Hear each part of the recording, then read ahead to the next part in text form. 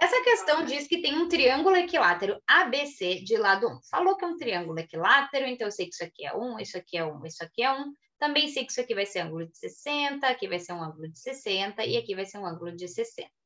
Vamos lá para a pergunta. O volume do sólido obtido ao girar o triângulo ABC em torno da reta R, que passa pelo vértice A e é paralela ao lado BC, mantendo o paralelismo da reta R com o lado BC do triângulo, é. Então, em resumo, o que aconteceu? Eu girei esse troço aqui em relação a esse eixo R. Então, quando eu giro isso, o que vai acontecer é que ele vai fazer...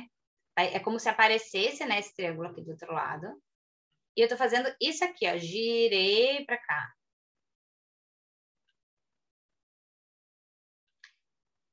O que isso aqui está... O que está acontecendo aqui? É como se eu estivesse fazendo uma ampulheta, só que ao contrário, tá? Eu não tô pegando o volume da ampulheta em si. E sim, eu tô pegando o volume desta coisa que não tem um nome, que seria formada pelo triângulo dado em volume ao rotacionar, tá? Então, o que eu tenho que... Como é que eu vou fazer isso? Como é que eu vou calcular esse volume, né? Bom, se eu preciso calcular o volume disso aqui, dessa coisa que eu... Nem tem como desenhar isso aqui de uma outra forma, tá? Mas seria eu pensar o volume do que está sendo ocupado pelo triângulo. Isso aqui é muito difícil de eu calcular. Mas eu posso calcular isso através de uma subtração de volumes que eu conheço. Então, se eu olho isso, independente do triângulo, se eu olho o que é essa figura aqui, eu consigo identificar que isso aqui é um cilindro. E aí, se eu penso justamente na ideia da ampulheta, que é a parte que vai ficar vazada, então quer dizer que essa parte aqui não vai ter, esse volume aqui, e esse volume aqui em rosa também não vai ter, que é justamente o volume de um cone aqui em cima virado e aqui um outro cone. Nota que esses dois cones são iguais, né? Porque eles estão aqui, como é um triângulo equilátero, então eu vou ter a mesma distância daqui até aqui em cima e a mesma distância daqui até aqui, então a altura é igual. E o raio da base dele também é igual, porque veio do mesmo triângulo. Isso quer dizer que eu consigo calcular o volume dessa coisa esquisita fazendo o volume do cilindro menos o volume dos cones. E é por aí que a gente vai.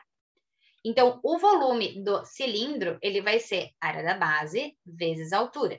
Aonde a base é um círculo, então vai ser πr ao quadrado vezes a altura. Esse cilindro aqui, vou fazer ele aqui assim. Aqui seria o centro, aqui está o raio. A gente sabe que a altura dele vai ser justamente esse tamanho aqui, então a altura dele é 1. E o raio dele é essa medida que vai do centro até essa altura, que seria justamente isso aqui, essa medida daqui até aqui. Eu não tenho a medida desse negócio, desse raio aqui, mas tem como a gente encontrar. Porque, primeiro, né, a gente sabe que isso aqui tem que ser perpendicular e eu posso projetar isso aqui no próprio triângulo e aí eu vejo que no triângulo isso vai coincidir com a altura do triângulo equilátero. Dá para eu chegar nisso por Pitágoras? Dá. Mas a gente também tem uma fórmula, essa é uma daquelas que eu digo que acho que vale a pena a gente decorar, porque facilita muito a vida. A altura do triângulo equilátero é dada por lado raiz de 3 sobre 2. Então, já que aqui o meu triângulo tem lado 1, essa altura vai ser 1 vezes raiz de 3 sobre 2, que é a mesma coisa que raiz de 3 sobre 2. Então, quer dizer que o raio vai ser raiz de 3 sobre 2. Logo, o volume do nosso cilindro vai ser π vezes o raio, que é raiz de 3 sobre 2 ao quadrado, vezes a altura do cilindro, que é 1. Então, isso vai ser π vezes raiz de 3 ao quadrado vai ser 3, o 2 ao quadrado vai dar 4, vezes 1, que não faz diferença alguma. E eu posso deixar isso como π vezes 3 quartos ou 3 π quartos, dá na mesma. Vamos agora para o volume do cone. Vou botar aqui co, para dizer que é o volume do cone. Como eu falei, né, a gente tem dois cones que são iguais, então vou calcular uma vez só esse volume e depois multiplicar por 2. Então, o volume do cone vai ser a área da base vezes a altura dividido por 3. A área da base dele é a mesma área do cilindro, mesma base que a gente tinha para o cilindro, então vai ser também π vezes raiz de 3 sobre 2 ao quadrado.